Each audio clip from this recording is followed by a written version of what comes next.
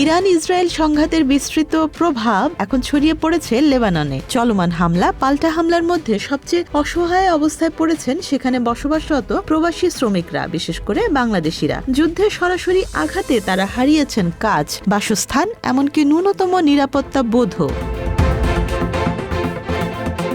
লেবাননের দক্ষিণাঞ্চলে যেখানে হিজবুল্লাহ প্রভাব বেশি, সেই এলাকাগুলোতেই মূলত ইসরায়েল ধারাবাহিক বিমান ও ক্ষেপণাস্ত্র হামলা চালাচ্ছে। ফলে এসব অঞ্চলে বসবাসকারী হাজার হাজার বাংলাদেশি কর্মী হঠাৎ করে বাস্তুচ্যুত হয়ে পড়েছেন। তাদের অনেকেই এখন খোলা আকাশের নিচে বৃষ্টির মধ্যে তীব্র ঠান্ডায় অনিশ্চিত জীবনযাপন করছেন।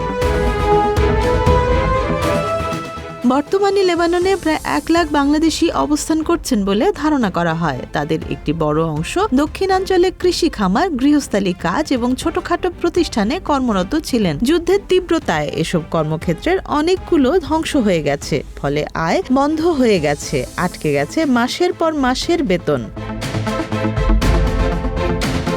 দক্ষিণাঞ্চলের সিয়াহ এলাকায় আশ্রয় নেয়া 25 জন বাংলাদেশের একটি দল জানিয়েছে তাদের ভয়াবহ অভিজ্ঞতার কথা। তাদের মধ্যে বেশিরভাগই নারী। কেউ কিশোরগঞ্জ, কেউ মানিকগঞ্জ, কেউ পাবনা, আবার কেউ চাঁপাইনবাবগঞ্জ থেকে গিয়েছিলেন জীবিকার সন্ধানে। এখন তাদের সবাই একই বাস্তবতায়, খোলা মাঠে রাত কাটানো, দিনে খাবারের খোঁজে ঘুরে বেড়ানো, আর আকাশে যুদ্ধ বিমানের শব্দ শুনলেই আতঙ্কে ছুটে পালানো।